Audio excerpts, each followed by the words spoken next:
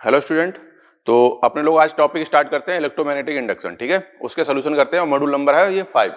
ठीक है, तो अपने लोग स्टार्ट करते हैं स्टेज फर्स्ट से। Stage first question number first की बात करते हैं। ठीक है, तो क्वेश्चन नंबर बोल रहा है the Lenz law is based on the law of conservation. तो किस पे? एनर्जी पे बेस्ड है ये। ठीक है, तो फर्स्ट का आंसर कौन सा हो जाएगा? फोर्थ। ठीक है, क्वेश्चन नंबर 2 की बात करते हैं। क्वेश्चन नंबर 2 क्या बोल रहा है? Magnetic flux flux linked with A coil is given by an equation. ठीक है, उसका फाई हमें दे रखा है। क्वेश्चन नंबर 2 की बात करें, 8t² प्लस 3t प्लस 5 दे रखा है। ये बोला था induce EMF in the coil at the 4th second. EMF की बात करेंगे, ईएमएफ क्या आ जाएगा हमारे पास? माइनस का d∅dt होगा। ठीक है,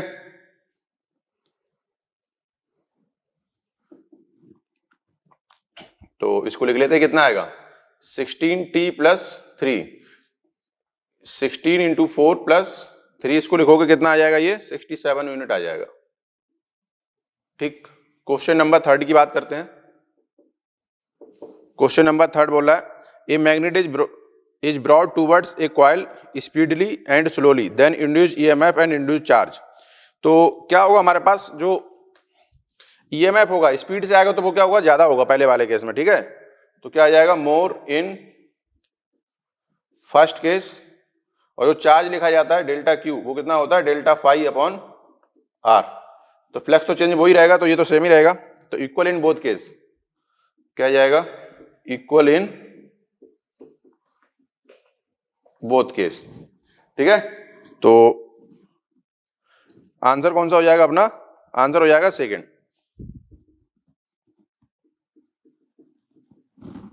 तो आगे बात करते हैं अपन लोग क्वेश्चन नंबर 4।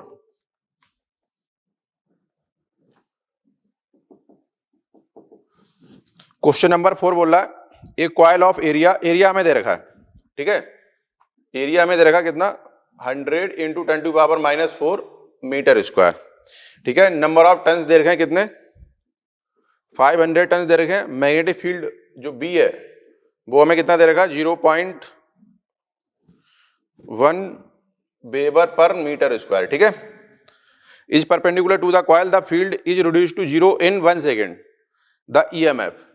तो ईएमएफ की अगर बात करें अपने लोग, क्या आ जाएगा? माइनस का आएगा d∅dt। ठीक है, अब इसके मैग्नीट्यूड की बात करनी है तो सिर्फ अपने मैग्नीट्यूड निकाल लेंगे। तो ये बोला रिड्यूस हो जाता है कितना? 0 तक। तो क्या लिखा जाएगा? बी ए माइनस का 0 डिवाइड बाई टाइम हमारे पास कितना है? 0.1 सेकेंड। ठीक है, यहाँ माइनस आएगा, इसको जब आप सॉल्व करोगे और नंबर ऑफ टर्न्स कितने दिए हैं? n दिए हुए हैं, तो इसको यहाँ पे n से मल्टीप्लाई करना पड़ेगा। तो n बी ए माइनस 0, तो इसको जब सॉल्व करोगे तो आंसर आ जाएगा 5 वोल्ट। ठीक है, आंसर आ जाएगा अपना सेकेंड। अब बात करते हैं क्वेश्चन नंबर 5। क्वेश्चन नंबर 5 क्या बोल रहा है? क्वेश्चन नंबर 5 बोल रहा है a coil of resistance are हमें दे रखा है कितना? 40 ओम। नंबर ऑफ टन्स दे रखे हैं कितने? 100 टन्स। ठीक है, रेडियस कितनी दे रखी है? 6 into 10⁻⁻³ metre. Is connected to ammeter of resistance. तो एमीटर जो रेजिस्टेंस दे रखा है, एमीटर का जो रेजिस्टेंस दे रखा है उसे आर ए लिख लेते हैं अपने लोग। ठीक है, ये 160 ओम दे रखा है। Coil is placed perpendicular to the magnetic field when coil is taken out to the field. तो चार्ज उसने बता रखा है, Q कितना है? 32 microcoulomb. The intensity of magnetic field हमें निकालना है। ठीक है, तो भाई अपने सॉल्व करेंगे। इसे कैसे सॉल्व करोगे? Q इक्वल टू कितना हो जाएगा? Delta phi divide by R. तो Q की वैल्यू आपने रख दी, डेल्टा फाई लिखोगे आप, तो एन बी ए जब निकाल लेंगे तो कितना हो जाएगा? ये 0 हो जाएगा। ठीक है, डिवाइड बाई आर लिखोगे तो आर कितना आ जाएगा हमारे पास? आर टोटल लिखेंगे तो ये हो जाएगा 40 प्लस 160। ठीक है, तो Q हमें कितना दे रखा है? 32 इंटू 10⁻⁻⁶ एन कितना हो गया हमारे पास 100, बी हमें निकालना है, ये एरिया कितना हो जाएगा पाई आर स्क्वायर डिवाइड बाई 200, ठीक है। इसको जब आप सॉल्व करोगे तो कितना आंसर आ जाएगा हमारे पास, बी की वैल्यू आएगी 0.566 टेस्ला, ठीक है। तो आंसर इसका कौन सा हो जाएगा अपना, फिफ्थ का आंसर आ जाएगा 4, ठीक। अब बात करते हैं क्वेश्चन नंबर 6 की, ठीक है। क्वेश्चन नंबर 6 क्या बोल रहा है, a cylindrical bar magnet is kept along the axis of a circular coil और rotating the magnet about the axis the coil will have induce. क्या ये सिलेंड्रिकल बार मैग्नेट है, ठीक है। तो ये सिलेंड्रिकल बार मैग्नेट मान लेते हैं ऐसे,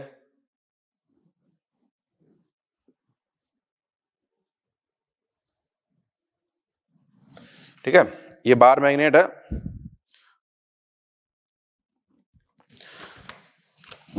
अब हम इसको ऐसे रोटेट करेंगे, ठीक है। तो इससे जो मैग्नेटिक फील्ड है वो जो फ्लक्स है वो तो चेंज हो ही नहीं रहा है, ठीक है। तो क्या आएगा हमारे पास, the coil have induce EMF, ठीक है। तो ये मान लो ऐसे, मान लो कॉइल यहां पे है, तो अगर इसको मैं मान लेता हूं इधर साउथ, इधर मान लेते हैं नॉर्थ, तो ऐसे मैग्नेटिक फील्ड निकलेगी और ये चेंज तो हो नहीं रही है समय के साथ, तो क्या आएगा हमारे पास, 0 आएगा। तो का आंसर क्या हो जाएगा, आंसर आ जाएगा सेकेंड, आंसर आ जाएगा सेकेंड। अब बात करते हैं क्वेश्चन नंबर 7 की। क्वेश्चन नंबर 7 बोल रहा है, a coil of area A is situated in a uniform magnetic field दे रखा है and make an angle 60 degree with respect to the magnetic field as shown in figure, the value of magnetic flux through the A. तो flux क्या लिखा जाएगा, phi equal to क्या होगा, B dot A होगा या बी ए cos theta होगा। तो बी कितना दिया है हमें 4 इंटू एरिया कितना दिया हुआ है 0.5, एंगल कितना हो गया कॉस 60, सही है। इसको जब आप सॉल्व करोगे तो आ जाएगा ये हमारे पास 1.0 वेबर, आंसर हो जाएगा सेकेंड, ठीक। बात करते हैं क्वेश्चन नंबर 8 की। क्वेश्चन नंबर 8 क्या बोल रहा है, an electron move along the lines A B which lies in same plane as circular loop of conducting wire as shown in figure, what will be the direction of current induced in। तो क्या होगा, ये कोई coil है, electron ऐसे move हो रहा है, ठीक है। तो पहले क्या होगा, इलेक्ट्रॉन इधर आ रहा होगा, पास में आ रहा होगा, फिर इलेक्ट्रॉन इससे दूर निकल जाएगा। तो क्या होगा, ये बात तो समझ में आ रहा है कि डायरेक्शन तो चेंज होगी, ठीक है। ऐसा नहीं है कि एक ही डायरेक्शन में रहेगा। और इसकी वजह से अगर कहीं किसी पॉइंट पे जो मैग्नेटिक फील्ड लिखी जाती है किसी चार्ज की वजह से, वो कितनी लिखी जाती है, B equal to mu naught upon 4 pi Q B into R cap divide by R Q, R square आता है, ठीक है।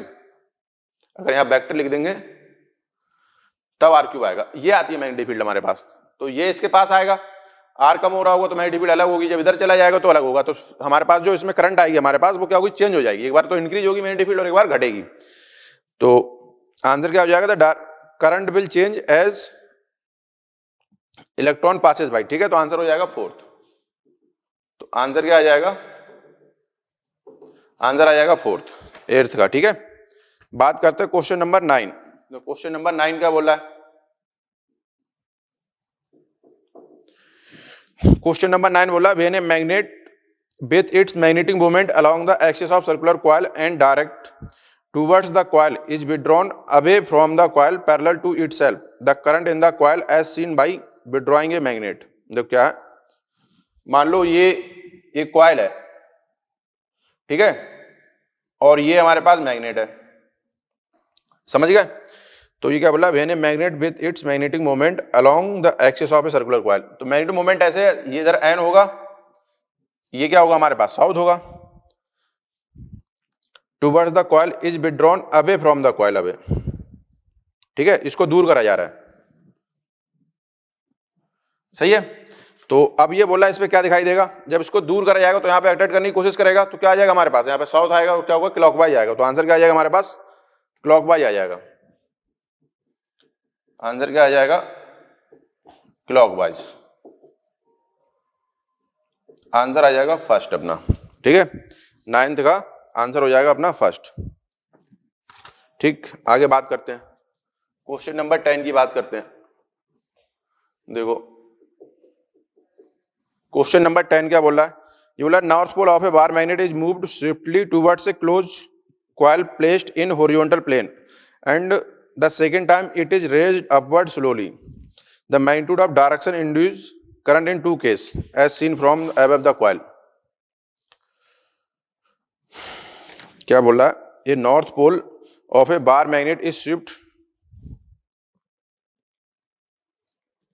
तो क्या ये है इस तरीके से, ये कॉइल है, अब मान लो ये है हमारे पास, ठीक है, ये नॉर्थ पोल है, ये साउथ पोल है। तो जो फर्स्ट केस है, फर्स्ट केस में क्या है, ये इसकी तरफ आ रही है तो इस पे ये क्या करेगा, साउथ बनाने की कोशिश करेगा, नहीं अगर ये इसके पास आ रही है तो नॉर्थ है तो क्या करेगा, इसको भगाने की कोशिश करेगा, तो क्या आ जाएगा हमारे पास, नॉर्थ लगाएगा, मतलब इसकी वजह से मैग्नेटिक फील्ड आएगी, और मैग्नेटिक फील्ड अगर इस पे आ रही है तो क्या करेगा, इसमें ऐसे करंट इंड्यूस होगी जो इसको अपोज करे, तो क्या आएगा, नॉर्थ ही आएगा यहाँ पे। जब नॉर्थ आएगा तो इसमें करंट क्या होगी हमारे पास, एंटी क्लॉकवाइज, ठीक है। दूसरा केस क्या बोल रहा है, ये तो केस फर्स्ट हो गया, जब ये दूर जाएगा यहां से, ठीक है, ये ऐसे समझ लो,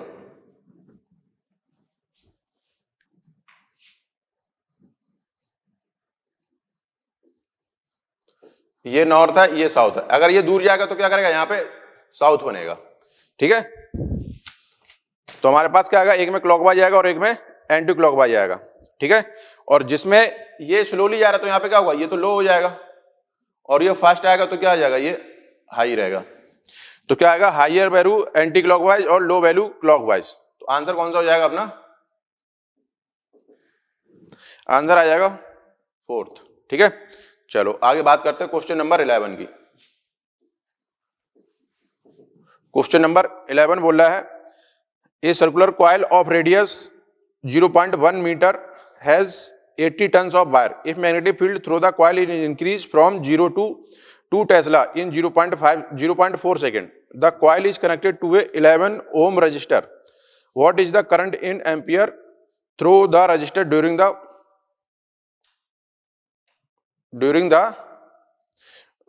0.4 सेकेंड, ठीक है। तो अब हमसे इसने करंट पूछी है, तो करंट की अगर मैं बात करूं तो पहले तो ईएमएफ लिख लेते हैं, ईएमएफ कितना आएगा हमारे पास, d∅dt, ठीक है। डायरेक्शन का मतलब नहीं हमें बताएगा तो अपने लोग इसका मैग्नीट्यूड ले लेंगे, ईएमएफ कितना आ जाएगा, d∅dt ले लेते हैं, ठीक है। अब हमसे बोल क्या रहा है ये, तो कॉइल की जो हमें रेडियस दे रखी है, तो इससे एरिया लिख लूंगा मैं पाई, सीधे लिख देता हूं मैं 0.1 मीटर स्क्वायर, ठीक है। और नंबर ऑफ टन्स कितने दे रखे हैं, एन 80 टन्स दे रखे हैं। ए magnetic field through the coil is increase 0 to 4 Tesla in 0.4 second, तो फ्लक्स चेंज होगा हमारे पास, तो यहां पे मैं क्या लिखूंगा, जो मैग्नेटिक फील्ड चेंज हो रही है delta phi upon delta T लिख लूं, सही है। तो ये हमारे पास क्या होगा, जो पहले तो जीरो होगा, बाद में कितना हो जाएगा, ये N B A divide by time आ जाएगा, इसमें वैल्यू पुट करनी है, समझ गए। तो इसके जब इसको हम लोग सॉल्व करेंगे तो इसका आंसर आएगा हमारे पास 11th का आंसर आ जाएगा इसका फर्स्ट, ठीक है। 8/7 कितना आएगा, 8/7 आंसर कौन सा हो जाएगा, फर्स्ट, ठीक है। चलो आगे बात करते हैं अपने लोग। देखो ये जो हमारे पास 11वां क्वेश्चन है ना, ये तो हमारे पास ईएमएफ आएगा, ठीक है। तो करंट की बात करेंगे अपने लोग, तो करंट जो आएगी वो आप लिखोगे I equal to EMF divide by resistance R, सही है।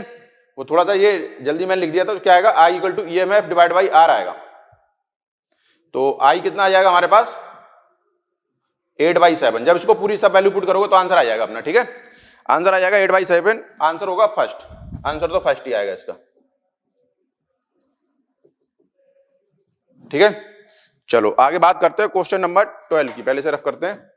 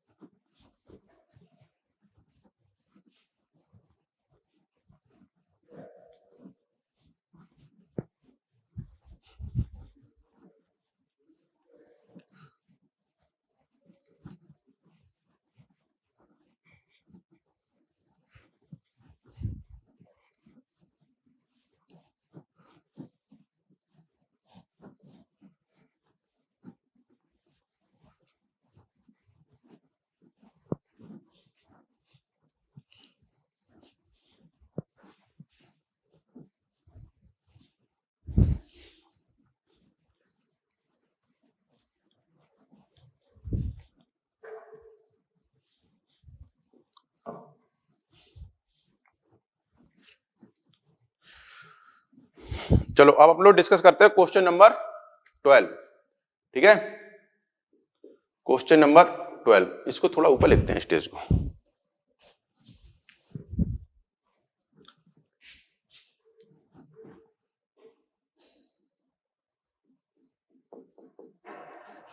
जो क्वेश्चन नंबर 12 बोल रहा है, two identical circular coil A and B are placed parallel to each other with their centre on the same axis. If coil B carries current I in clockwise direction as seen from A, what would be the direction of induced current in A as seen from B? ठीक है, the current in B is increased and coil B moves towards A. क्या है, ये ऐसे है, ये ऐसे है, ठीक है। अब इसमें क्या बोल दिया इसने, आप ये मान लो A है, ये B है, तो इसमें क्लॉकवाइज में करंट फ्लो हो रही है ऐसे, समझ गए, और अपने लोग इधर से देख रहे हैं, बी से देख रहे हैं, ठीक है। तो two identical coil are placed parallel to each other with their centre on the same axis, the coil B carries current in as seen from A. मतलब ए से जब हम लोग देखते हैं तो इसमें क्लॉकवाइज करंट फ्लो हो रही है, ऐसे फ्लो हो रही है, ये मतलब ये ऐसे कॉइल है, ये बाहर आ रही है, फिर ये ऐसे अंदर जा रही है, ठीक है। तो बोला what would be the direction of induced current in A. जब यहां से देखोगे, जब इसको बढ़ाओगे ना तो इसमें अपोजिट करंट फ्लो होगी, ठीक है। तो जब यहां से आप देख रहे हो तो इसमें क्या आएगा हमारे पास, अगर ये मैग्नेटिक फील्ड, इसको आप बढ़ा रहे हो तो क्या होगा, इसमें मैग्नेटिक फील्ड बढ़ेगी। अगर मान लो क्लॉकवाइज अगर इसमें करंट फ्लो हो रही है, मैं यहां से देख रहा हूं तो करंट ऐसे फ्लो हो रही है, तो इसमें मैग्नेटिक फील्ड कैसे होगी, इस तरफ होगी मैग्नेटिक फील्ड, ठीक है। जब इसमें इस तरफ मैग्नेटिक फील्ड है तो इसको ये अपोज करने की कोशिश करेगी, तो इसमें इधर मैग्नेटिक फील्ड आएगी, ठीक है। बी इंड्यूज अगर मैं लिख दूं, अपोजिट होगी। इसको जब आप बढ़ा रहे हो तो जब आप इसको बढ़ाओगे तो इसमें करंट कैसे आएगी हमारे पास, इधर मैग्नेटिक फील्ड आनी चाहिए, तो करंट इसमें कैसे आएगी, इसमें इधर आएगी और इसमें ऐसे आएगी, अपोजिट आएगी। अब आप इसको इधर से देखोगे, जब इधर से देखोगे तो कैसे दिखाई देगा आपको, बी से क्लॉकवाइज दिखाई देगा, ठीक है। तो इसमें तो पहले वाले केस में आएगा क्लॉकवाइज, मतलब ये बढ़ेगी तब, तो पहले केस में तो आ गया ये क्लॉकवाइज, ठीक। दूसरे केस की बात करें, जब इसको पास में लेके आओगे तब भी फ्लक्स बढ़ेगा हमारे पास, तो दूसरे में भी क्या आ जाएगी हमारे पास, क्लॉकवाइज, ठीक है। तो आंसर कौन सा हो गया अपना, आंसर आ गया फर्स्ट। चलो आगे बात करते हैं क्वेश्चन नंबर 13 की।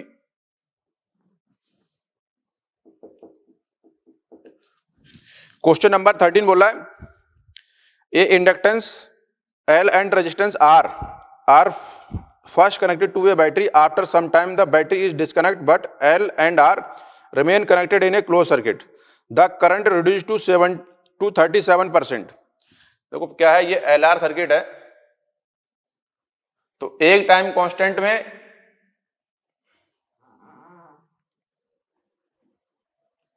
37% किसमें रिड्यूस होती है, एक टाइम कांस्टेंट में, तो टाउ कितना हो जाएगा, L/R, सही है, यही सिंपल आंसर हो जाएगा, समझ गए। या तो ये लिख लो या फिर इसको आपको सॉल्व करना पड़ेगा, I equal to I naught e की पावर माइनस R T/L, यहां से ही वही आंसर आएगा। तो आंसर कौन सा हो जाएगा अपना, आंसर आ जाएगा थर्ड, ठीक है। दूसरी बात करते हैं क्वेश्चन नंबर 14 की। जो क्वेश्चन नंबर 14 क्या बोला है, two identical induction coil each of inductance L joined in series are placed very close to each other such that the binding direction of one is exactly opposite to the other. What is the net inductance? तो अपने लोग अगर 14 की बात करें, जो net inductance निकालेंगे तो क्या आएगा, जीरो आएगा ये, क्योंकि एक दूसरे को अपोज करेंगे, तो आंसर क्या हो जाएगा, जीरो, आंसर आ जाएगा इसका 4, ठीक है। क्वेश्चन नंबर 14 का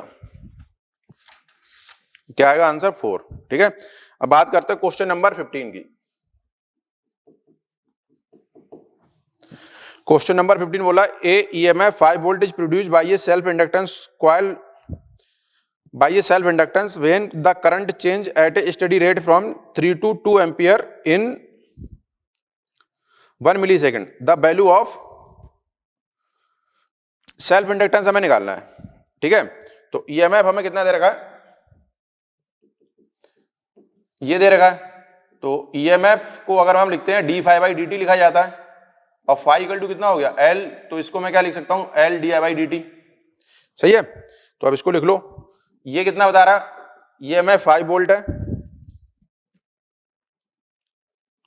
और जो करंट चेंज हो रही है, ठीक है, वो एल हमें पता करना है, ये 1 आ गया, और कितना है ये 1 मिली सेकेंड है, तो 1 इंटू 10 टू पावर -3 हो जाएगा, तो एल कितना आ जाएगा 5 इंटू 10 टू पावर -3, मतलब 5 मिली हेनरी आ जाएगा।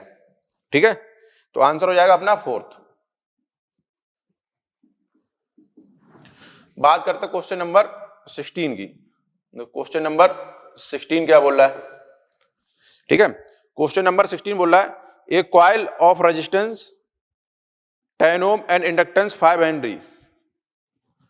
ठीक है, तो जो कॉइल है एल हमें पता है 5 हेनरी है, और वोल्ट हमें जो है वो कितना बता रखा है 100 वोल्ट है। करंट जो फ्लो होगी वो कितनी हो जाएगी बी बाई आर, बी कितना हमारे पास 100, ये 10 आ गया, 10 एम्पियर करंट फ्लो हो गई। एनर्जी जो स्टोर हो जाएगी वो कितनी हो जाएगी हाफ एल आई स्क्वायर, तो 1/2 एल कितना हमारे पास 5, ये कितना आ गया 100। ठीक है, इसको जब आप सॉल्व करोगे तो एनर्जी कितनी आ जाएगी 250 जूल। आंसर कौन सा आ गया अपना, आंसर आ गया फर्स्ट। ठीक, क्वेश्चन नंबर 17 की बात करते हैं। क्वेश्चन नंबर 17 बोला a coil of resistance R and inductance L is connected to a battery EMF, the final current. तो एक कॉइल है, एक रेजिस्टेंस है, बैटरी से कनेक्ट कर देंगे तो ये क्या होगा, ये तो खत्म हो जाएगा, तो फाइनल करंट कितनी आएगी, कितनी आएगी ये बी बाई आर। ठीक है, और बी कितना दे रखा है ई के फॉर्म में दे रखा है, तो कितना आएगा ये ई बाई आर। आंसर कौन सा आ गया हमारे पास, आंसर आ जाएगा फर्स्ट।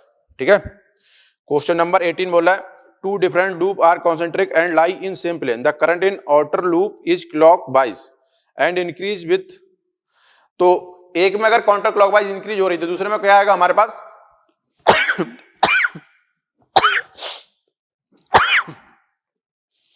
एक में अगर क्लॉकवाइज तो दूसरे में क्या आएगा काउंटर क्लॉकवाइज आएगा, क्योंकि उसको अपोज करेगा। तो क्वेश्चन नंबर 18 इसका आंसर क्या हो जाएगा हमारे पास काउंटर क्लॉकवाइज, आंसर आ जाएगा थर्ड। ठीक है, आगे बात करते हैं अपने लोग क्वेश्चन नंबर 19। क्वेश्चन नंबर 19 बोला है two coils X and Y are placed in a circuit such that the current change by coil by 2 ampere in coil X and the magnetic flux change 0 to 4 by 0.4 Weber in by the value of mutual inductance। तो phi equal to लिख लो M into I, ये delta phi लिखा जाएगा। तो flux कितना change हो रहा है 0.4 M इंटू I लिख लो कितना, I कितना 2 एम्पियर, तो M कितना आ जाएगा 0.2 हेनरी। ठीक है, आंसर आ जाएगा अपना कौन सा, आंसर आ जाएगा फर्स्ट। क्वेश्चन नंबर 20 की म्यूचुअल इंडक्टेंस की बात हो रही है, तो हम लोगों ने phi इक्वल टू LI लिखते हैं सिंपल सा, और इसमें अपने MI लिख देंगे। ठीक है, अब बात बोल रहा है क्वेश्चन नंबर 20 की, ये बोल रहा है a coil of wire of certain radius has 600 turns.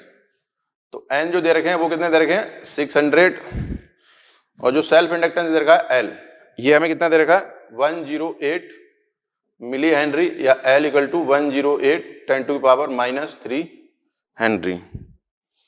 The self inductance of secondary coil. ठीक है, तो सेकेंडरी कॉइल की बात करते हैं अपने लोग, अगर उसके नंबर ऑफ टर्न्स कितने हैं एन, ये कितने हैं 500 टर्न्स कर दिए, तो सेल्फ इंडक्टेंस क्या लिखते हैं आप लोग mu naught N square divide by L into A. ठीक है, अब इसकी बात हो रही है, तो अब अपने लोग क्या लिखेंगे L1 L2 की बात करेंगे हमारे पास। ठीक है, और जो हमें बता रखा है इसने कि जो रेडियस है a coil of wire of a certain radius, ठीक है, has 600 turns and self inductance ये दे रखा है, and self inductance of the second similar coil is 500 turns. जब इसको आप सॉल्व करोगे ना तो क्या लगाना है अपने लोगों को, L1 L2 equal to mu naught N1 square L1 into A1 divide by mu naught N2 square L2 into A2। देखो अब इसमें चेंज क्या करना होगा, हमारे पास जो L है ना वो दोनों जगह कांस्टेंट है, मतलब क्या है L1 इक्वल टू L2 लिखोगे, मगर L1 क्या है ये किसके लिए है, 600 टन्स के लिए है, तो कितना एक चक्कर में कितना होगा 2 पाई आर, तो इसके लिए आप लिखोगे 5, पहले तो लिखा जाएगा 600 2 पाई R1, दूसरे के लिखोगे 500 2 पाई R2। तो यहां से हमें R1 R2 की वैल्यू मिल जाएगी, उसको क्या रखोगे आप एरिया में रखोगे, तो L1 L2 की वैल्यू हमें दे रखी, L1 तो हमें दे रखा है, L2 लिखोगे तो कितना आएगा 75 मिली एम्पियर आ जाएगा, तो L2 आ जाएगा 75 मिली हेनरी। ठीक है, समझ में आया क्या आएगा हमारे पास, इसको देखो ऐसे लिखा जाएगा, अगर और मैं इसको थोड़ा सा सॉल्व कर देता हूं, L1 अपॉन L2 लिखोगे तो ये बनेगा N1 square upon N2 square. ठीक है, L1 L2 तो दोनों बराबर हैं, ये आ जाएगा पाई R1 square pi R2 square, ये कैंसिल हो जाएगा, तो L1 upon L2 N1 upon N2 into R1 square upon R2 square. ठीक है, ये कहने का मतलब है, इसको जब आप सॉल्व करोगे तो आंसर आएगा 75, आंसर आ जाएगा 75, मतलब आंसर हो जाएगा अपना सेकंड। ठीक है, अब बात करते हैं क्वेश्चन नंबर 21। 21 क्या बोल रहा है कि a coil is bound on a frame of rectangular cross section if all the linear dimension of frame are increased by a factor 2, the number of turns per unit coil on the remain of the coil remain the same, the self inductance increase। ठीक है, तो self inductance की बात कर लेते हैं, L equal to क्या आएगा mu naught N square A by L, ये हमें दिया हुआ है। ठीक है, और ये हमसे क्या बोल रहा है, सर्कुलर कॉइल है। ठीक है, a coil is bound on rectangular cross section if all linear dimension of the frame are increased by a factor 2, the number of turns per unit length. तो नंबर ऑफ टर्न्स, तो एक formula हम लोग ये भी पढ़ते हैं, L equal to mu naught N square A into L। ठीक है, ये number of turns per unit length हो गया हमारे पास। ठीक है, ये आपने इसको फिक्स कर दिया है। तो सेल्फ इंडक्टेंस की बात कर रहा है, हर एक को आपने क्या करा 2 2 से बढ़ा दिया, तो यहाँ पे ये 4 से बढ़ जाएगा, किससे बढ़ जाएगा 2 से, तो L जो आएगा वो किससे आ जाएगा 8 के फैक्टर से बढ़ेगा, तो आंसर कौन सा हो जाएगा, इसका आंसर आ जाएगा अपने पास सेकंड। ठीक है, क्योंकि एरिया में क्या आएगा 2 इंटू 2 आएगा, और लेंथ को भी हमने 2 से बढ़ा दिया, तो कितना हो जाएगा 2 इंटू 2 इंटू 2 कितना हो गया 8। क्वेश्चन नंबर 22 की बात करते हैं, जो क्वेश्चन नंबर 22 क्या बोल रहा है, क्वेश्चन नंबर 22 बोल रहा है a coil having an inductance of 1 henry. ठीक है, तो इंडक्टेंस हमें दे रखा है कितना 1 हेनरी दे रखा है, एंड रेजिस्टेंस आर कितना दे रखा है 10 ओम, is suddenly connected to a battery of EMF 50 volt, the negligible internal resistance, the time constant। ठीक है, तो टाइम कांस्टेंट अगर आप इसकी बात करोगे तो बैटरी से मतलब ही नहीं, वो तो फिक्स रहता है, टाइम कांस्टेंट कितना रहता है L बाई आर, तो कितना हो गया L कितना 1 और ये कितना आ गया 10 है, तो कितना आ गया ये 0.1 सेकेंड आ जाएगा, कितना आ जाएगा 0.1 सेकेंड। ठीक है, तो आंसर हो जाएगा अपना कौन सा, इसका 22 का आंसर हो जाएगा, आंसर आ जाएगा सेकंड। ठीक है, चलो आगे बात करते हैं अपने लोग क्वेश्चन नंबर 23। अच्छा, ये इसी से रिलेटेड है, तो देखो इसको सॉल्व करते हैं। क्वेश्चन नंबर 23, ये क्या है, एक कॉइल है, ये रेजिस्टेंस है, और इसको एक बैटरी से कनेक्ट कर दिया। ठीक है, तो बैटरी कितनी है हमारे पास 50 वोल्ट की, और रेजिस्टेंस कितना है 10 ओम, और इंडक्टेंस कितना है हमारे पास 1 हेनरी। ठीक है, ये है सर्किट हमारे पास। तो अब ये बोल रहा है टाइम कांस्टेंट तो हम लोगों ने लिख लिया, अब ये बोला फाइनल स्टेडी करंट। तो स्टेडी करंट की बात करेंगे तो ये क्या होगा, डीसी में ये तो क्या हो जाता है, शॉर्ट हो जाएगा। तो आई इक्वल टू जो लिखोगे वो कितना हो जाएगा, V बाई आर।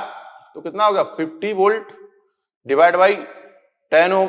तो आई इक्वल टू कितना आ गया 5 एम्पियर। तो आंसर कौन सा हो जाएगा अपना, आंसर आ जाएगा सेकेंड। अब बात करते हैं क्वेश्चन नंबर 24। ठीक है, ये क्या बोला है, the energy store in a magnetic field. तो E इक्वल टू क्या हो जाएगा, हाफ LI स्क्वायर। आई आपको यहां से मिल गया है, आई 5 एम्पियर आ गया। इसको जब सॉल्व करोगे तो कितना आ जाएगा, ये 12.5 जूल आ जाएगा। तो आंसर कौन सा हो जाएगा अपना, आंसर हो जाएगा फर्स्ट। बात करते हैं क्वेश्चन नंबर 25। ये सब एक जैसे ही है। 25 बोला था initial increasing rate of current. ठीक है, तो रेट की बात कर रहा है ये। तो देखो कैसे सॉल्व करेंगे। अगर मैं इसका फार्मूला लिखूं तो I इक्वल टू आप क्या लिखोगे, I इक्वल टू लिखा जाएगा I नॉट 1 माइनस ई की power minus R T by L. तो इंक्रीजिंग रेट पूछा इसने तो D I by D T लिखोगे, डिफरेंशिएट करोगे तो ये I नॉट आ जाएगा माइनस का, और माइनस माइनस प्लस हो जाएगा ई की power minus R T by L, तो सेम ही रहेगा, इंटू आर बाई एल इधर आ जाएगा। तो D I by D T आप लिखोगे। ठीक है, इंक्रीजिंग रेट की बात हो रही है इनिशियल। तो ये कितना आ जाएगा हमारे पास, I नॉट ऐसी रहेगा आर बाई एल, यहां रख लेते हैं। I नॉट कितना आ गया हमारे पास मैक्सिमम 5, और R कितना दे रखा है, ये दे रखा है, और L कितना दे रखा है हमें 1 दे रखा है। तो कितना आ जाएगा ये 50 एम्पियर पर सेकेंड आ जाएगा। तो आंसर कौन सा हो जाएगा 25 का, क्वेश्चन नंबर थर्ड आ जाएगा। तो इसका आंसर आ जाएगा थर्ड। ठीक है, आगे बात करते हैं क्वेश्चन नंबर 26। पहले इसको रफ करते हैं। तो क्वेश्चन नंबर 26 क्या बोल रहा है,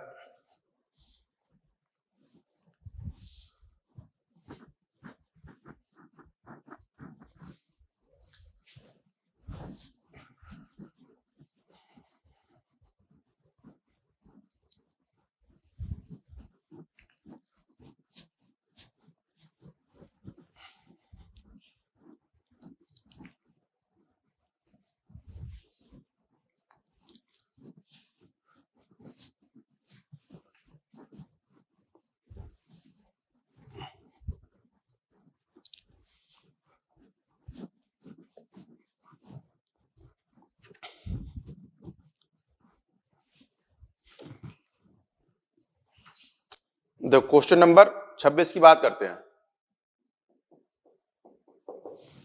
क्वेश्चन नंबर 26 बोला है, ये फिर वो इसी का क्वेश्चन है, the rate of increasing of current in circuit at the stand when the current. तो अभी अपने लोगों ने लिखा था I इक्वल टू लिखा था कितना, I equal to I naught 1 minus E की power minus R T by L. तो ये बोला है T इक्वल टू पे रेट कितनी होगी, तो ये कितना आ गया था I naught R by L E की power minus R T by L. तो T इक्वल टू 3 सेकेंड की बात हो रही है। तो T की वैल्यू आपको कितनी रखी है 3 सेकेंड रखनी है। इसको जब सॉल्व करोगे तो D I by D T जो आएगा हमारे पास वो कितना आ जाएगा 20 एम्पियर पर सेकेंड। ठीक है, तो इसका आंसर क्या हो जाएगा हमारे पास, आंसर आ जाएगा 2। अब बात करते हैं क्वेश्चन नंबर 27 की। 27 बोला 2 कॉइल्स, ठीक है, a primary of 400 turn and a secondary of 200 turn are bound over a iron core of length 20 pi centimetre and a cross section 2 centimetre radius. If mu R, ये the coefficient of mutual inductance लिखना है। तो mutual inductance लिखा जाएगा कितना आ जाएगा, mu R mu naught N1 N2।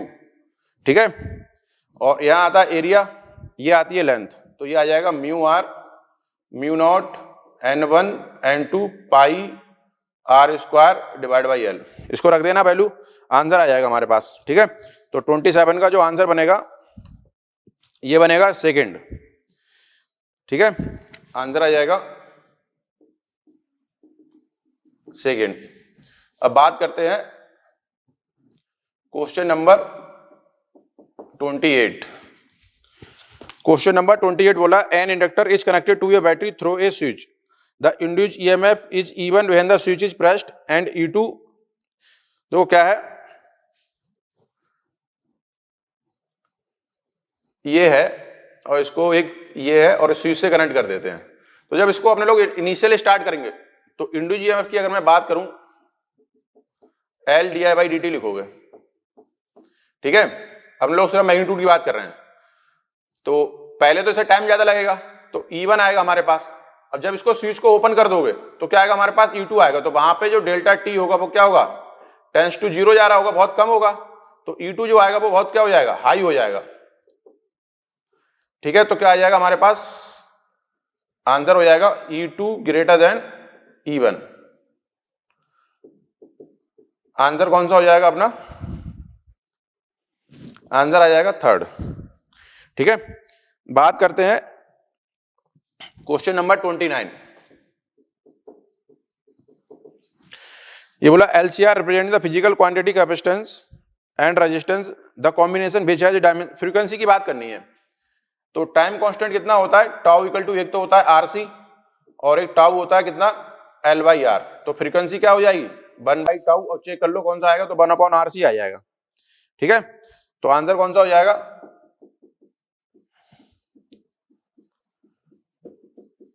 Answer हो जाएगा फर्स्ट, ठीक है। बात करते हैं क्वेश्चन नंबर 30 की।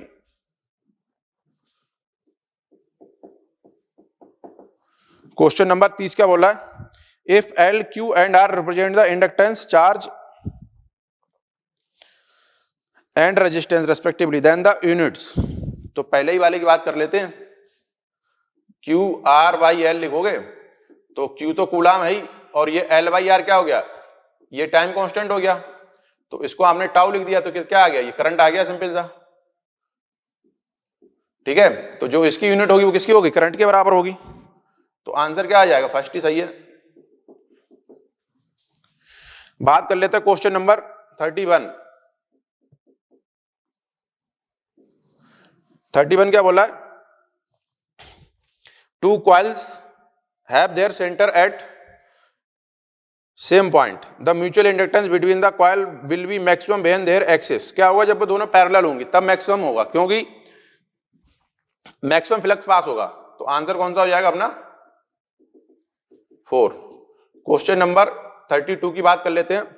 ये बोला in the circuit of the figure the bulb will become suddenly bright if. तो ये हमें दे रखा है, ये बल्ब दे रखा है,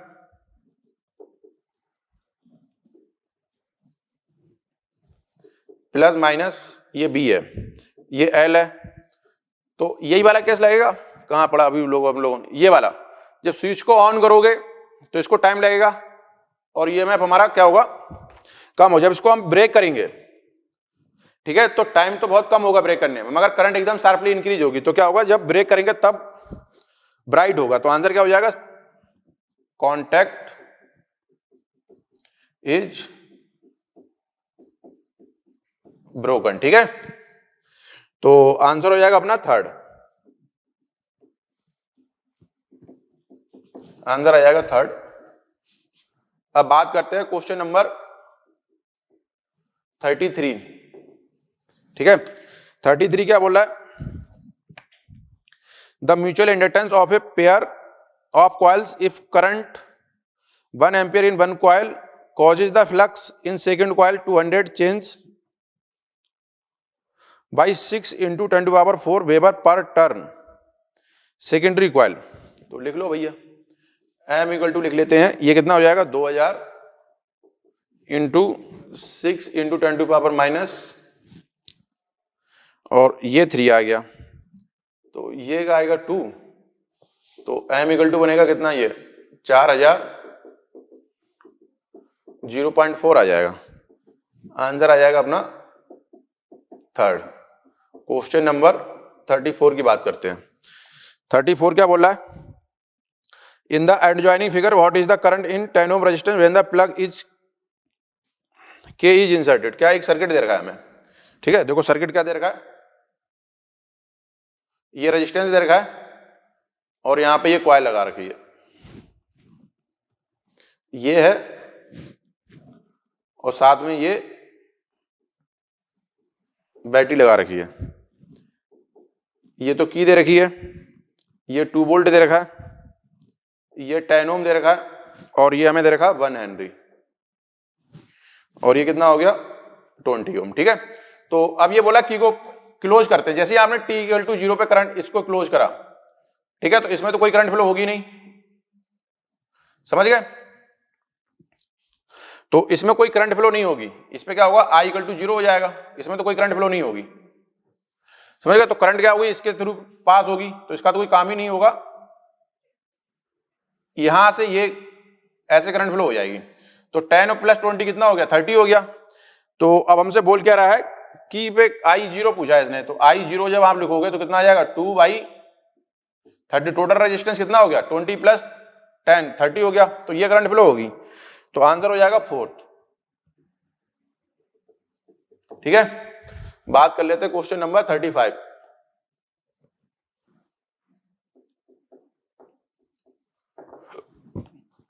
क्या बोला है? What is the mutual inductance of a pair of coils if current change 6 ampere in one coil? तो ये सेम क्वेश्चन कैसा है 33 जैसा है, ठीक है, तो इसमें वही एम लिखा जाएगा। कितने टर्न दे रखे हैं 2000, ये 10 टू पावर -4, ये 6, फिर वही आएगा, ये एम इक्वल टू कितना आएगा 0.4। ठीक है, आंसर कौन सा हो गया? आंसर फर्स्ट आ गया, 35 हो गया। ठीक है, 36 की बात कर लेते हैं। क्वेश्चन नंबर 36 क्या बोल रहा है? ये बोला a square loop of side 1 ampere is placed in a perpendicular magnetic field, half of area is lie. जो क्या है ये है,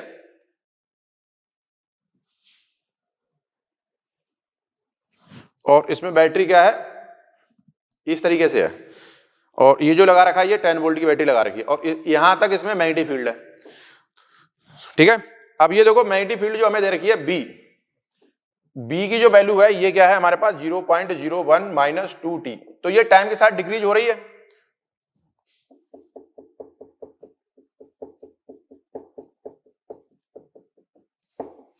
तो यहां लिख लो बी क्या है डिक्रीज हो रही है,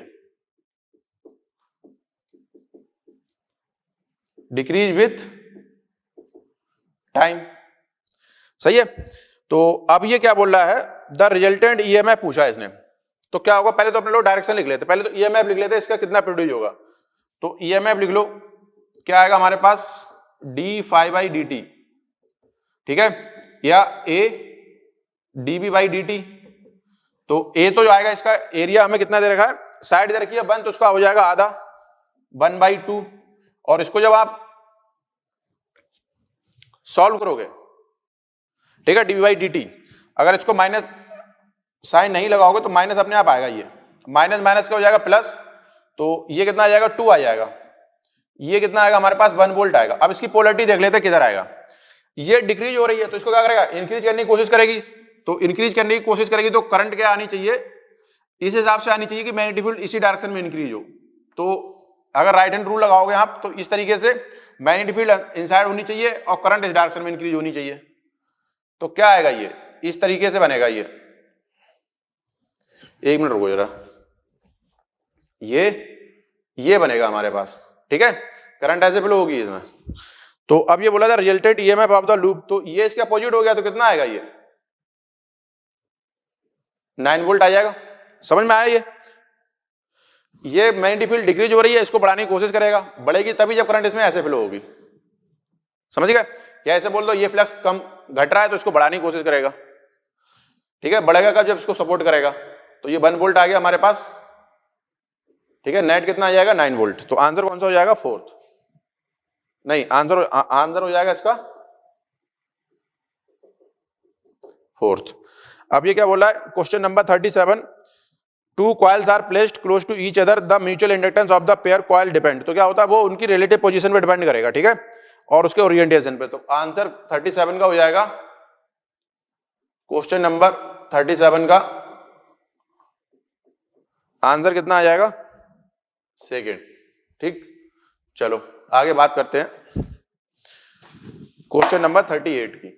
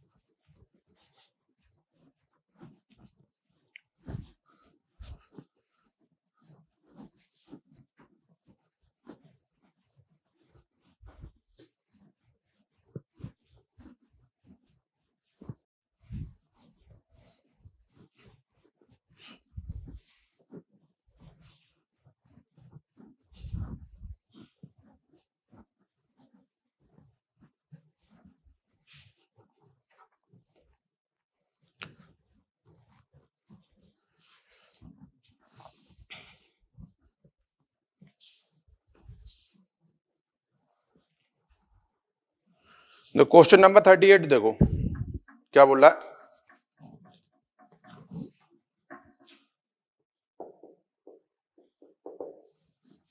क्वेश्चन नंबर 38 बोला ए हॉरिजॉन्टल कंडक्टर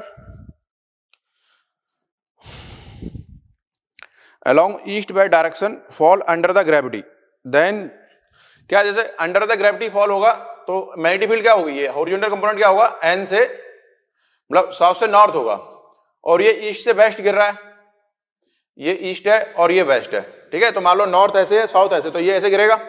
तो मैग्नेटिक फील्ड की अगर अपन लोग बात करें तो वर्टिकल कंपोनेंट तो कोई रोल प्ले करेगा नहीं, सिर्फ हॉरिजॉन्टल को कट करेगा। तो ईएमएफ की बात कर रहा है, तो ईएमएफ के लिए अगर अपने लोग लिखें, करंट की बात कर लेते हैं तो सिंपल से अपने लोग ईएमएफ की अगर मैं बात करूं तो B cross B dot DL आएगा, ठीक है। और अगर इस पे चार्ज की बात करें, चार्ज कितना लगेगा, चार्ज इन पे जो चार्ज होगा Q equal to B cross B, ठीक है। तो मैग्नेटिक फील्ड इस तरीके से है, इधर नॉर्थ की तरफ है और ये ऐसे गिर रहा तो इधर आएगा हमारे पास पॉजिटिव, ठीक है। तो इधर तो पॉजिटिव आएगा, इधर नेगेटिव आएगा, करंट कैसे फ्लो होगी, इस तरीके से, ठीक है। क्या आएगा, वेस्ट टू ईस्ट। तो आंसर अपना कौन सा हो गया, आंसर आ गया थर्ड। क्वेश्चन नंबर 39 की बात करते हैं। क्वेश्चन नंबर 39 बोला two rail of railway track insulated from each other and ground are connected to a millivolt metre, what is the reading of millivolt metre when a train pass at a speed 180 kilometre per hour along the train given that the vertical component. तो फिर वो वैसे लिख लेते हैं, ये rail की पटरी है और इस पे ट्रेन चल रही है, ठीक है। इसकी स्पीड हमें कितनी दे रखी है, b,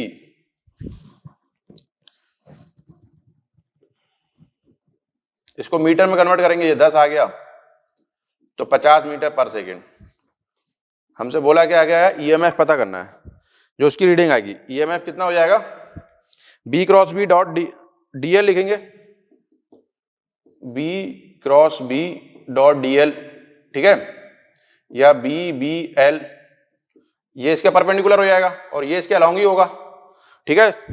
तो बी बी एल आ जाएगा हमारे पास, अब इसमें वैल्यू पुट कर दो तो 50 और बी कितना दे रखा है 0.2 इंटू 10 टू पावर -4 और लेंथ कितनी दे रखी है हमें,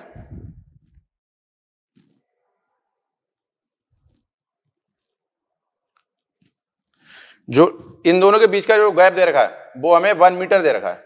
कितना दे रखा है 1, तो उसको सॉल्व कर लो, कितना आएगा ये तो कितना हो जाएगा,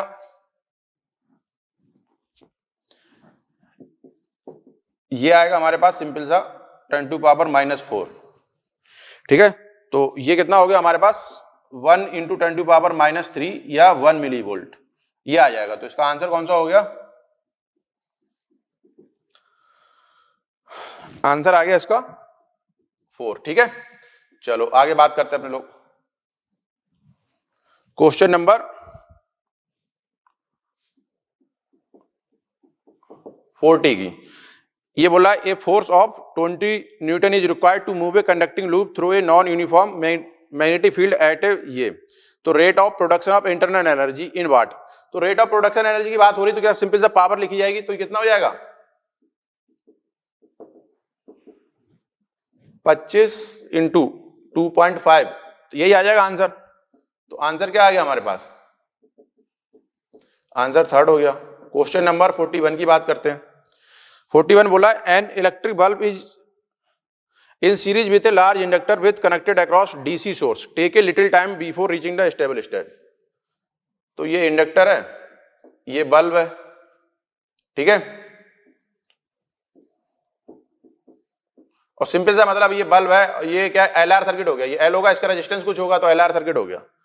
if iron core is inserted into the inductor the time delay of reaching, तो इंडक्टर को इसमें जब रॉड बढ़ाओगे इंक्रीज करोगे इंसर्ट करोगे तो एल क्या होगा, ये इंक्रीज हो जाएगा। तो टाइम कांस्टेंट कितना होगा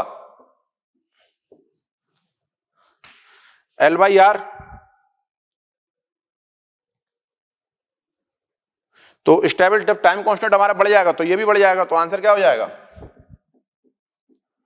आंसर आ जाएगा सेकंड, इंक्रीज हो जाएगा, ठीक है। क्वेश्चन नंबर 42 की बात करते हैं।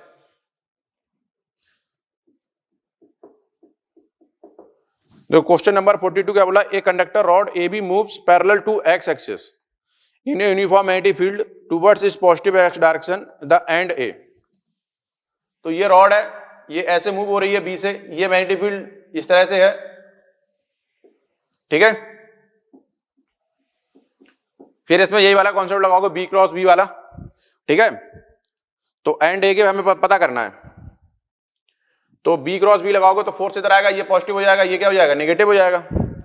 तो ए जो होगा वो क्या आएगा, नेगेटिवली चार्ज हो जाएगा, ये क्या आ जाएगा नेगेटिवली चार्ज आ जाएगा। ये ए है, ये बी है, तो इसका आंसर क्या हो जाएगा, आंसर आ जाएगा सेकेंड। बात करते हैं क्वेश्चन नंबर 43 की। ये बोला a wheel of metal spoke 1 metre between axle and rim is rotating in a magnetic field B दे रखा है, normal to the plane, EMF दे रखा है, produce between the axis the rate of rotation of the wheel. तो क्या लिखते हैं अपने लोग, ईएमएफ लिखोगे क्या 1/2 बी ओमेगा एल स्क्वायर, क्योंकि ये व्हील है, ये स्पोक ऐसे होंगी, तो जो भी होगा वो क्या होगा, सब पैरेलल में होगा, तो एक की वजह से जो आएगा वो समान क्या रहेगा, सबके लिए सेम ही रहेगा, समान रहेगा। तो आंसर क्या आ जाएगा हमारे पास, जब आप इसको सॉल्व करोगे तो b = 2 आ जाएगा 40 पाई, ठीक है। तो आंसर अपना कौन सा हो गया 4, 43 का आंसर हो गया 4, ठीक। अब बात कर लेते हैं 44 की। क्वेश्चन नंबर 44, ये बोला ए सेमी सर्कल लूप, एक ऐसे लूप है ये, और क्या ये सेमी सर्कल है, तो यहां से यहां तक की जो डिस्टेंस आएगी वो कितनी हो जाएगी 2r हो जाएगी। अब ये मैग्नेटिक फील्ड में ऐसे गिर रहा है, तो L जो हो गया वो कितना हो गया 2r हो गया, और b वेलोसिटी से गिर रहा है, तो कितना हो जाएगा। अब हाई की बात करनी है, तो मैग्नेटिक फील्ड ऐसे है, तो b ऐसे है, तो b क्रॉस b लगाओगे क्या आएगा, ये इधर पॉजिटिव आएगा, इधर नेगेटिव आएगा, ठीक है। तो ये पॉजिटिव आ जाएगा, ये नेगेटिव आ जाएगा, ये जो आएगा Q, ये क्या आ जाएगा हमारे पास हाई पोटेंशियल पे आ जाएगा, ठीक है। तो क्या आ जाएगा हमारे पास EMF B × 2r, तो कितना आ गया 2BBr, ठीक है। और हाई पोटेंशियल पे आ जाएगा, तो आंसर कौन सा हो गया अपना, आंसर आ गया इसका 3rd, ठीक है, ठीक है। अब बात करते हैं क्वेश्चन नंबर 45, ठीक है। देखो क्वेश्चन नंबर 45 क्या बोला कि a semi circular wire of radius r is rotated with constant angular velocity. तो ये सेमी सर्कुलर वायर है,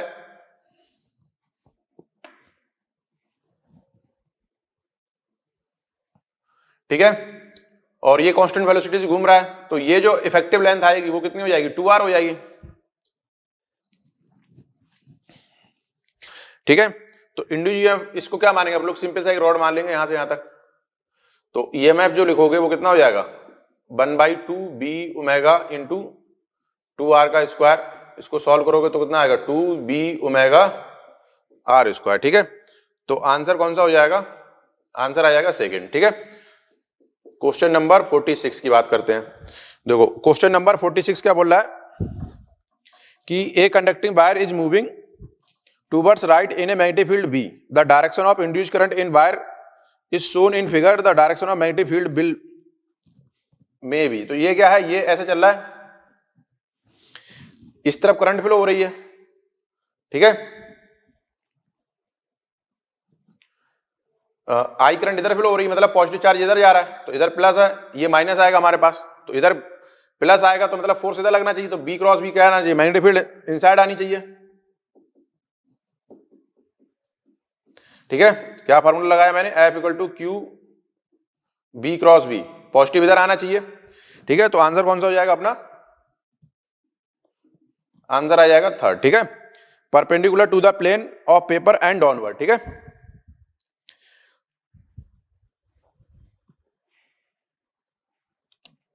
अब बात करते हैं क्वेश्चन नंबर 47 की।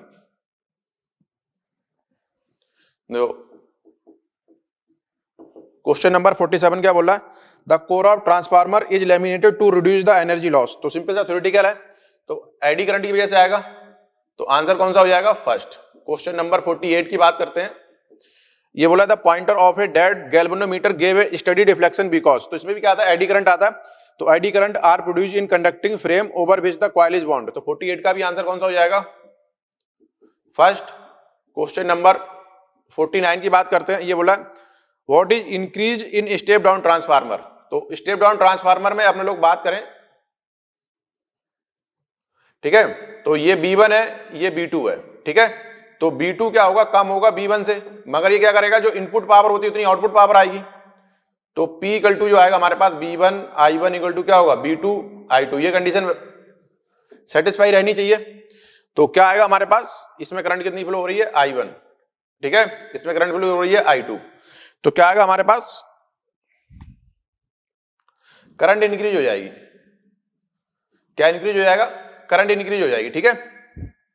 चलो आगे बात करते हैं क्वेश्चन नंबर 50 की। तो इसका आंसर हो जाएगा क्वेश्चन नंबर 49 का आंसर आ जाएगा सेकंड, ठीक है। चलो आगे बात करते हैं क्वेश्चन नंबर 50 की। इसकी डायरेक्शन ऐसे आएगी। क्वेश्चन नंबर 50 बोल रहा है if angular speed of rotation of an armature of coil current is double then the induce electromotive force. तो ईएमएफ की बात कर रहा है, तो ईएमएफ कितना होगा? बी ए ओमेगा होता है, ठीक है। अगर ई नॉट की बात करूं मैं, मैक्सिमम ये आएगा हमारे पास। और अगर इसमें नंबर स्पीड को अगर आपने बढ़ा दिया, ट्वाइस कर दिया, तो ई कितना हो जाएगा? ये भी क्या हो जाएगा? ई नॉट, ये डबल हो जाएगा। कब? जब आपने ओमेगा को क्या कर दिया? 2 ओमेगा, ठीक है। तो आंसर क्या हो जाएगा हमारे पास? आंसर आ जाएगा फर्स्ट। क्या आएगा आंसर? फर्स्ट आ जाएगा। क्लियर है? एक मिनट रुको।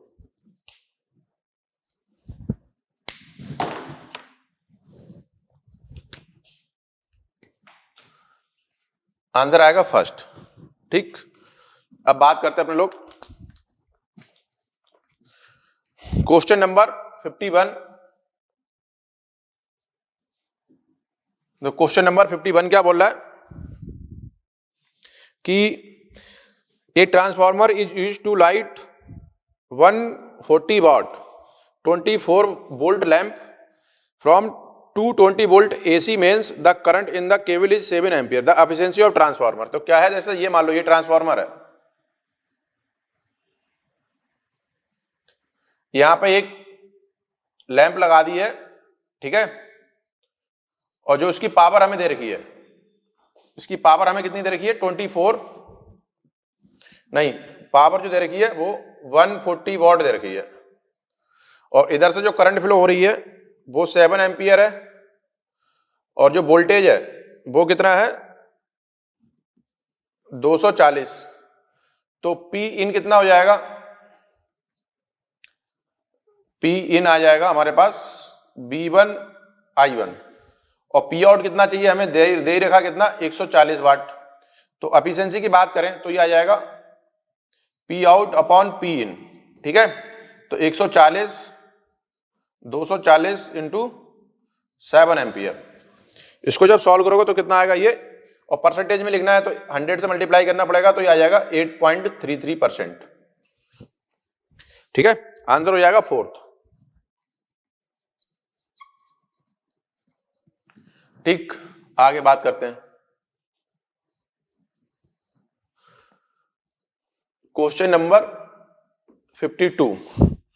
क्वेश्चन नंबर 52 बोल रहा है एक कॉइल ऑफ एरिया उसका दे रखा है, मैं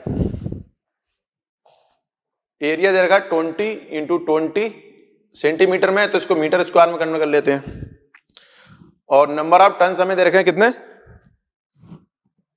30 दे रखे हैं। और जो रेवोल्यूशन पर स्पीड दे रखा, तो ओमेगा अगर मैं लिखूं तो 2 पाई एफ लिखा जाएगा, तो 2 पाई इंटू 30 हो गया। और जो बी दे रखा है हमें वो कितना दे रखा है हमें? 1 Tesla. The peak value of induced EMF. तो ईएमएफ की कितना आएगा, ये एन बी ए ओमेगा आ जाएगा। एन कितना है 30, 2 पाई इंटू 30, इन सबको मल्टीप्लाई करना है, 20 इंटू 20 इंटू 10 पावर -4। और कुछ बचा? ठीक है, बी तो 1 है ही। इसको जब आप सॉल्व करोगे तो आ जाएगा 226 वोल्ट आ जाएगा। ठीक है, क्वेश्चन नंबर 53 बोला था नंबर ऑफ टन्स, इसका जो आंसर होगा, आंसर हो जाएगा सेकंड। ठीक है, अब बात करते हैं क्वेश्चन नंबर 53 बोला था number of turns in a primary and secondary coil of transformer are 1000 and 3000. If 80 volt AC is applied to the primary coil of transformer, then the potential difference per turn. तो इसको ऐसे लिख लेते हैं, N1 upon N2 equal to B1 upon B2। ठीक है, तो यहां से हमें B2 मिलेगा, और पर टर्न्स की बात हो रही तो क्या आ जाएगा, B2 अपॉन N2, ये आंसर आएगा हमारे पास। ठीक है, इसको जब सॉल्व करोगे तो कितना आ जाएगा हमारे पास, 0.08। तो आंसर कौन सा हो जाएगा, आंसर आ जाएगा फोर्थ। ठीक है, अब बात करते हैं क्वेश्चन नंबर 54 की।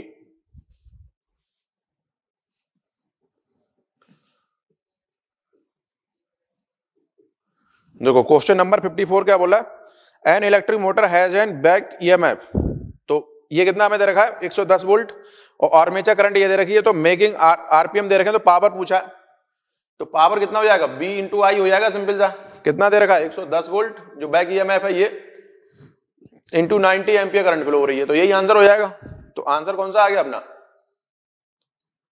आंसर आ गया सेकेंड, 54 का। ठीक है, आगे बात कर लेते हैं हम लोग क्वेश्चन नंबर 55, इसी से रिलेटेड है।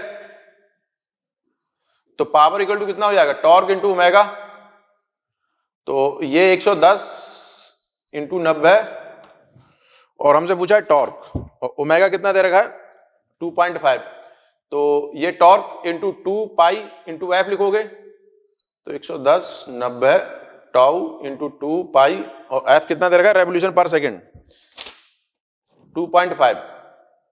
तो यहां से सॉल्व करोगे तो टाउ की वैल्यू आ जाएगी हमारे पास 630 न्यूटन मीटर। ठीक है, ये आ जाएगी हमारे पास। तो आंसर कौन सा हो जाएगा अपना, आंसर आ जाएगा थर्ड। ठीक है, ये 55 हो गया। Question number 56, the coil of A dynamo is rotating in magnetic field, the develop induced EMF change and number of magnetic line of force also, which of the following condition. तो क्या होगा, line of force maximum होंगी,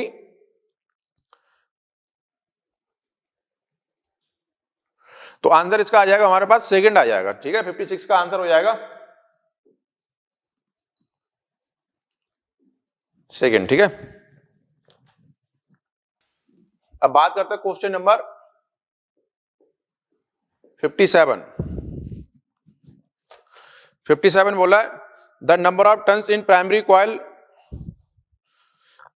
primary and secondary coil हमें दे रखे हैं, the mutual inductance of transformer दे रखा है, the number of turns in primary and secondary coil हमें दे रखा है, और म्यूचुअल इंडक्टेंस हमसे पूछा है। तो म्यूचुअल इंडक्टेंस क्या रहेगा हमारे पास, ठीक है, वो म्यूचुअल इंडक्टेंस तो चेंज होगा ही नहीं, तो वो कितना रहेगा, वो M25 हेनरी ही रहेगा। ठीक है, तो आंसर कौन सा हो जाएगा हमारे पास, आंसर आ जाएगा थर्ड। ठीक है, क्वेश्चन नंबर 58 की बात करते हैं। ये बोला a step down transform 220 volt से कितना 11 वोल्ट दे रहा है ये, और करंट हमें बोल रखा है प्राइमरी में 5 एम्पियर और दूसरी में बोल रखा है 90 एम्पियर। तो एफिशिएंसी लिखनी है, तो एफिशिएंसी कैसे लिखी जाती है, P out into P in, या B2 I2 into B1 I1। ठीक है, तो 11 परसेंटेज में लिखना है, तो यहां पे 100 लिख लो। ठीक है, 11 इंटू 90 220 इंटू 5 इंटू 100, इसको सॉल्व कर लेना तो ये 90% आ जाएगा। ठीक है, तो आंसर कौन सा हो जाएगा? फोर्थ। ठीक,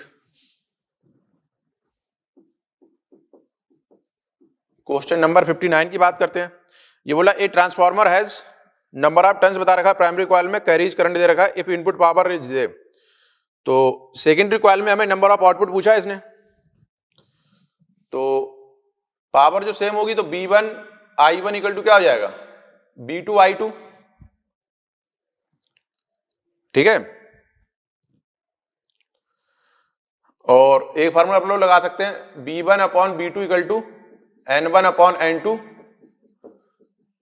I2 अपॉन I1, ये इक्वेशन है।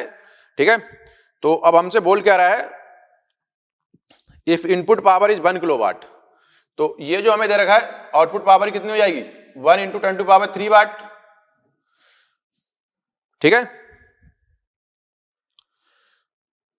तो अब हमसे बोल क्या रहा है इसमें?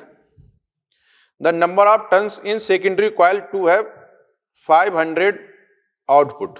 तो देखो इसमें जो जो दे रखा है, B1 हमें पता नहीं है, मगर B2 हमें पता है 500 वोल्ट। ठीक है, N1 हमें पता है 100, N2 हमें पता नहीं है, I2 हमें पता नहीं है, मगर I1 कितना बता रखा है इसने? 8 एम्पियर। ठीक है, तो हमें क्या निकालना है? N2 निकालना है। ठीक है, तो ये B1 और ये अगर मैं इसको लिख लूं तो यहां से आप लिखो B1 की वैल्यू कितनी आ जाएगी? 1000 डिवाइड बाई 8। ठीक है, इसको यहां रख दो तो ये आ जाएगा 1008, ये 500 आ गया। ठीक है, ये 2 आ गया, ये कितना आ गया? 4। ठीक है, तो N2 अपना कितना हो गया? 59 का थर्ड, 400 आ गया, N2 आ गया 400, तो आंसर कौन सा हो गया? थर्ड। क्वेश्चन नंबर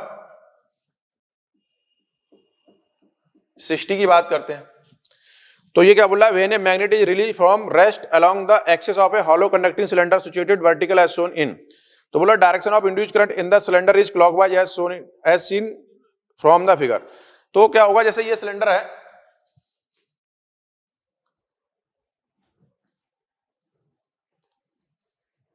अगर ये मैग्नेट ऐसे आके गिर रही है, ठीक है, ये क्या है? N है, ये S है, तो क्या करेगा इस पे? इसकी मैग्नेटिक फील्ड इस डायरेक्शन में इंक्रीज हो रही है, B जो है वो इंक्रीज हो रही है, इसको डिक्रीज करने के लिए क्या करेगा? इसमें मैग्नेटिक फील्ड अपवर्ड होनी चाहिए। ठीक है, तो मैग्नेटिक फील्ड जब अपवर्ड होगी तो करंट कैसे फ्लो होगी? इस तरीके से इधर को होगी। समझ गए? ये आएगा हमारे पास। तो पहला तो अपना गलत हो गया। The magnet move with an, जैसे ये इसमें आएगा तो ये इसकी मैग्नेटिक फील्ड होगी तो इसका एक्सेलरेशन क्या हो? ये भी फोर्स लगाएगी, और ये तो हमारे पास क्या आएगा? एक्सेलरेशन कम हो जाएगा। तो दूसरा भी गलत हो गया। Cylindrical gas heat induced current produce होगी। ठीक है, तो ये क्या हुआ हमारे पास? हीट हो जाएगा, क्योंकि तो आंसर आएगा हमारे पास। ठीक है, इंड्यूस्ड करंट आएगी। अब ये बोला speed of magnet goes on increase, increase नहीं होगी क्योंकि ये भी फोर्स लगाएगी। ठीक है, तो ये अपना कंप्लीट हो गया।